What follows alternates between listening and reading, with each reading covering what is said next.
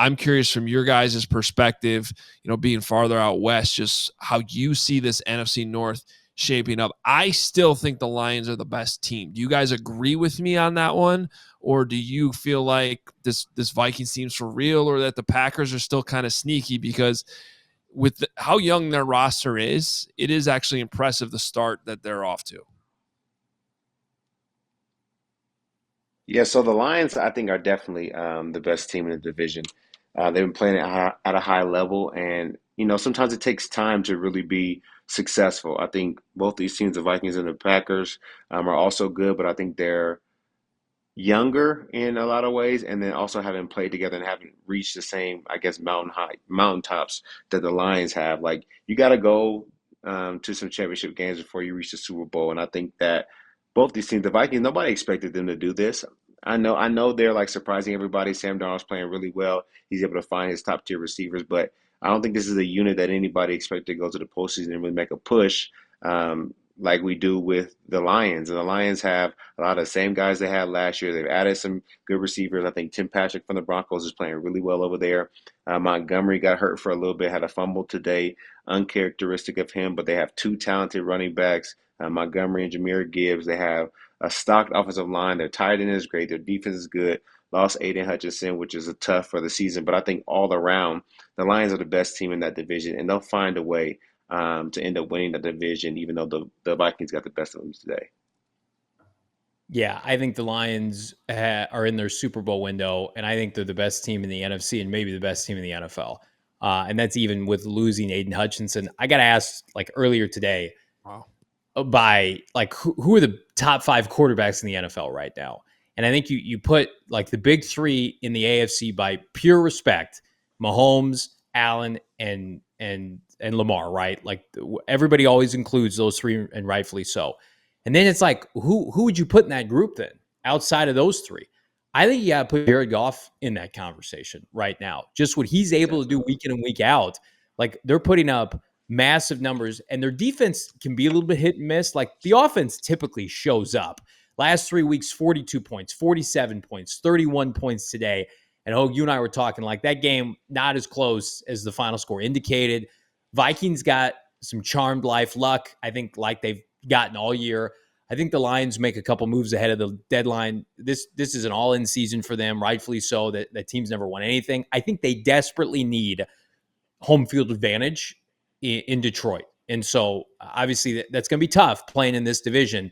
But I do think the Vikings take a step back. Like as crazy as it sounds, because how they started, like if you told me at the end of the year, like the Vikings finished last in the NFC North, like I would 100% buy that. I just feel like Darnold has not played well. He did not play well against the Jets. They could have lost to the Packers. Like I do feel like, looking ahead, I know they've got some easier games coming up, the Jags and the Colts and the Titans. But to me, like I feel like we're seeing some of those inconsistencies creep in. The Packers, to me, are the ultimate wild card because they have, I think, so many of those similarities from that first kind of Aaron Rodgers championship run where they went on the road and they won all those playoff games, and they almost did last year, right? What bothers me about Jordan Love is he just throws too many interceptions. Like the Cardinals couldn't get after him because their pass rush is legitimately the worst in the NFL. But if you've got a pass rush, Jordan Love, his numbers drop significantly. Like he cannot beat the blitz. He cannot beat significant pressure in his face. He's got 15 touchdowns this year, but he's almost got double-digit interceptions at the halfway point. So I think he can keep teams in games. Like go back and look at a lot of their games this year. Like they'll jump out to big leads and Jordan makes a couple mistakes. Like that will be their Achilles heel. But like unequivocally, it's the best division in the NFL. I think 3 playoff teams are going to come from this division. So I think I feel very confident the Packers and the Lions will make the playoffs. So the Bears and the Vikings, I think, will be vying for that last spot. Yeah, and honestly, if they keep winning outside of the division, there's a world in which all 4 teams could get in the playoffs. As sure. I don't think that's ever happened before, but this division also right now has the most wins. They had the most wins through week 6 in NFL history, or at least since, as a division, since they went to the 4-team divisional format back in 2002. And now they have the most through week 7, even though the Bears didn't even play today. It's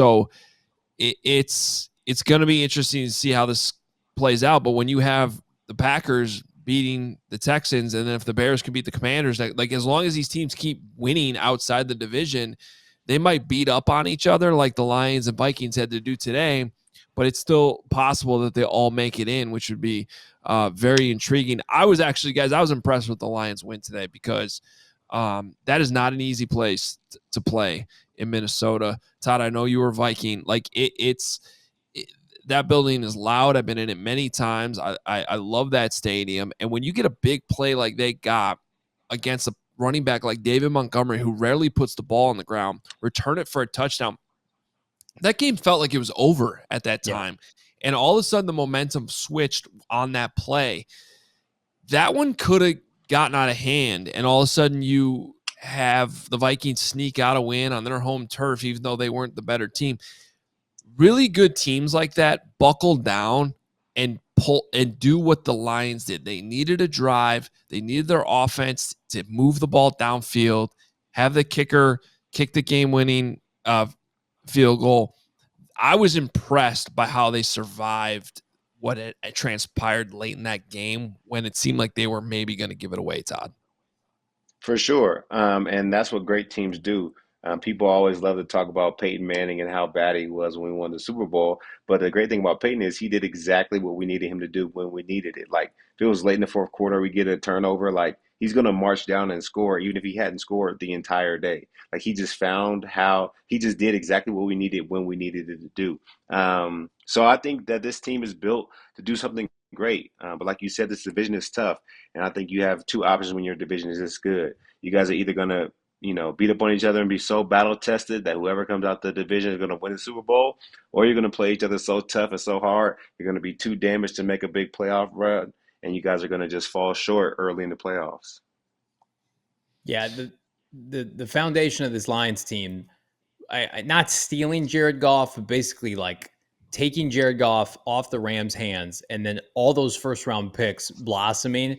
Like they're going to be in a position here. I mentioned it earlier, like within the next 10 days, like I wouldn't be surprised if they made like multiple trades. Their offense feels pretty set to me, but they know the importance of defensive line pressure. It prevented them from getting to the Super Bowl last year. Losing Hutchinson is backbreaking, but again, like the Giants, the Browns, these teams that are completely dead and buried, like they're going to come calling with premium picks on disposal, and they should. Like that's a town that's starved for a winner. They deserve it. This is clearly as close as they've ever been. I think last year they were probably a year ahead. I thought the Niners were the best team last year, and having watched football 7 weeks this season thus far, like I know Kansas City's undefeated, but the way the Lions are winning games, it's very difficult to not say that from a collection of talent, they don't have the best 53-man roster right now. Well, you know what, though? That's a good way to think about this. The Chiefs barometer, right? I look at this division right now. Which of these four teams would you say could realistically knock off Kansas City in a playoff game? I think as good as these teams are, I think the Lions would be the only team I would say could realistically match up with the Chiefs in a Super Bowl and win the game. I don't know that the Packers could do it. I don't think this Vikings team can do it. And as good as the Bears seem to be trending up, I don't think they're going to get there this year. Maybe next year's when they enter that type of window. So that's where this Lions team is, and I think that's why you got to still say they're the favorite, because they're the one team that I could actually envision in a Super Bowl pulling a win off over the Chiefs. We all silly like the mayor.